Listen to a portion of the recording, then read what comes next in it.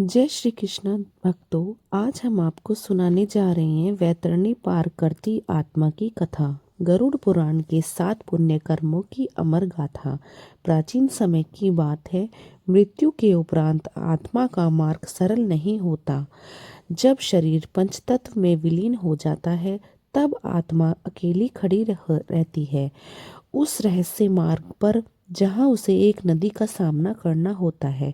एक भयानक, अकल्पनीय और पीड़ा देने वाली नदी जिसे गरुड़ पुराण में वैतरणी कहा गया है। आखिर वैतरणी नदी का रहस्य क्या है? गरुड़ पुराण में वर्णन आता है कि वैतरणी कोई साधारण नदी नहीं है। यह रक्त, मांस, कीचड़, मल मूत्र, कांटों और अग्नि से भरी होती है। यह आत्मा को उसकी समस्त कुकर्मों की पीड़ा एक साथ देती है। जो जीवन भर पाप करता है, जो दूसरों को कष्ट देता है, जो धर्म, दया, सेवा और सच्चाई से दूर रहता है, उसकी आत्मा इस नदी को पार करते समय भयंकर चित्कार करती हुई रोती है, तड़पती है, लेकिन उसे कोई बचाने वाला नहीं होता। लेकिन गरुड़ जी पूछते हैं, हे भगवान, क्या कोई उपाय है जिससे इस भयंकर पीड़ा से मुक्ति मिल सके? भगवान विष्णु उत्तर देते हैं, हाँ गरुड़, यदि कोई व्यक्ति जीवन में 7 विशेष पुण्य कर्म करता है तो उसकी आत्मा इस वैतरणी को बिना कष्ट करे पार कर जाती है। गाय की पूंछ पकड़कर जैसे बच्चा अपनी माँ की उंगली पकड़कर नदी पार करता है। भक्तों, आइए जानते हैं वे 7 दिव्य पुण्य कर्म जो आत्मा को बैकुंठ के द्वार तक पहुंचा सकते हैं। जब आत्मा पंच तत्व में विलीन हो जाती है तब आत्मा एक ऐसी अदृश्य मार्ग पर अकेली खड़ी होती है जहाँ न कोई अपना होता है, न कोई सहारा और न उसी रहस्यमय मार्ग पर आगे बढ़ते हुए वह पहुंचती है। एक भयानक रक्त और मल से भरी, कांटों और ज्वालों से जलती हुई नदी के किनारे, जैसे गरुड़ पुराण में वैतरणी कहा गया है, यह नदी साधारण जलधारा नहीं बल्कि पापियों के लिए शुद्ध नरक की अनुभूति है। जो आत्मा जीवन भर धर्म, सेवा, दया और सत्कर्मों से विमुख रही होती है, उसे इस नदी में घसीटा जाता है। उसकी चीखें और तड़प भी उस समय कोई सहायता करने वाला नहीं होता। लेकिन यदि आत्मा ने जीवन भर 7 पुण्य कर्म किए हों तो वैतरणी स्वयं सहायक बन जाती है। भगवान विष्णु ने गरुड़ को बताया कि ये 7 पुण्य कर्म आत्मा के लिए स्वर्ग का द्वार खोल सकते हैं। पहला पुण्य है गोदान। गौ माता पृथ्वी का चलता फिरता स्वरूप है।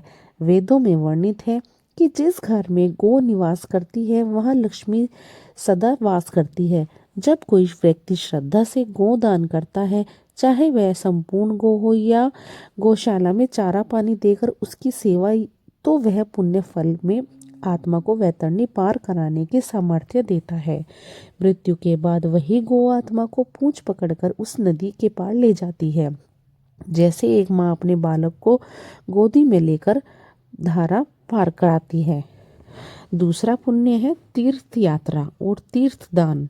जब व्यक्ति श्रद्धा से पवित्र तीर्थों जैसे काशी, हरिद्वार, गया, बद्रीनाथ, पुष्कर, रामेश्वर आदि में स्नान करता है, वहाँ ब्राह्मणों को अन्न, वस्त्र, स्वर्ण या भूमि दान करता है, तब वह अपने पूर्वजों की आत्मा को तृप्त करता है और अपने भविष्य के पथ की बाधाओं को शुद्ध करता है। गरुड़ पुराण कहता है कि तीर्थों में किया गया एक जल कण करोड़ों जन्मों के पापों को हर लेता है। तीसरा पुण्य है पिंडदान और श्राद्ध। मृत्यु के बाद आत्मा को परलोक की दिशा में सहारा चाहिए होता है और वह सहारा उसके वंशज द्वारा किए गए तर्पण, पिंडदान और श्राद्ध से ही प्राप्त होता है। गया, हरिद्वार, प्रयाग, पुष्कर जैसे तीर्थ स्थलों में पिंडदान करने से पितृगण तृप्त होते हैं और मृत्यु के समय जो पुत्र श्राद्ध नहीं करता वह पितृत्व में डूबा रहता है और उसका जीवन संघर्षों से भर जाता है। चौथा पुण्य है अन्नदान। गरुड़ पुराण में कहा गया है कि अन्न ही परम दान होता है। मनुष्य के पश्चात आत्मा 11 दिन तक भूख प्यास से तड़पती है और केवल वही आत्मा इस पीड़ा से बचती है जिसने जीवन में भूखे को अन्न दिया हो। अन्नदान ऐसा पुण्य है जिसे स्वयं देवता भी वंदन करते हैं और मृत्यु के बाद आत्मा के मार्ग पर अन्न रूपी दिव्य ऊर्जा बनकर वह शक्ति स्वयं प्रकट होती है। पांचवा पुण्य है हरि नाम स्मरण। जब व्यक्ति जीवन में भगवान के नाम राम, हरि, गोविंद, नारायण का जप करता है तो वह अंत में भी निडर रहता है। जो अंतिम समय में हरि नाम लेता है उसके पास यमदूत नहीं आते, बल्कि विष्णु के दूत उसे लेकर जाते हैं और स्वर्ण विमान पर बैठकर उसे बैकुंठ ले जाते हैं। गरुड़ पुराण के अनुसार नाम स्मरण मृत्यु को एक उत्सव बना देता है। कृष्ण महामंत्र हरे कृष्णा हरे कृष्णा हरे कृष्णा हरे हरे राम राम राम राम राम राम हरे हरे, यह मंत्र है जिसे महामंत्र कहा जाता है। भगवान कृष्ण और राम के नामों का जाप है। इस मंत्र का जाप करने से मन शांत होता है और आध्यात्मिक लाभ मिलता है।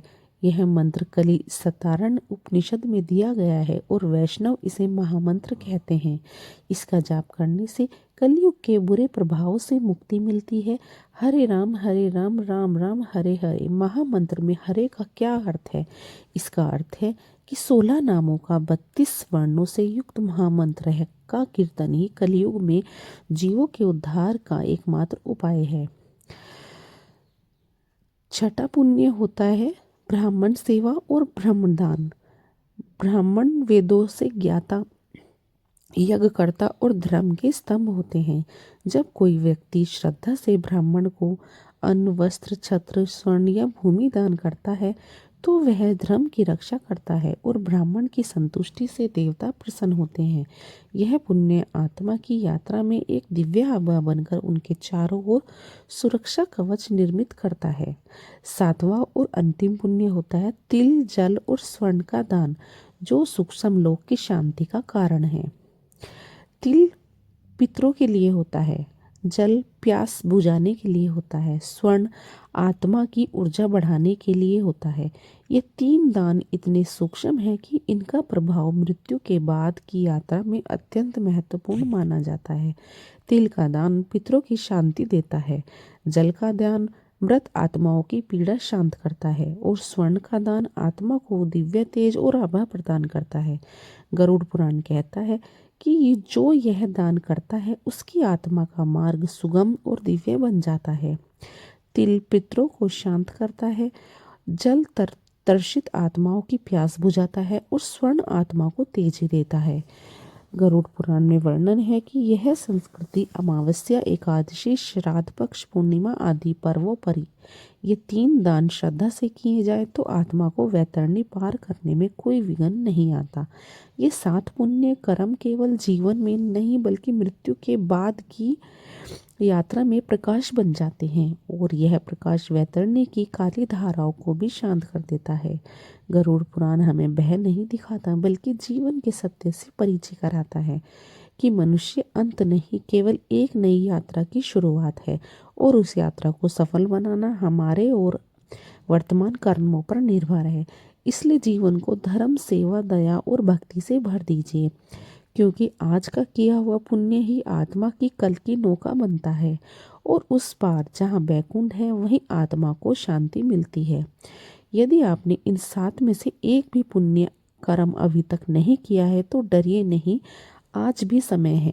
वैतरणी का द्वार अभी भी खुला है और 7 पुण्य कर्मों की नौका आपकी प्रतीक्षा कर रही है।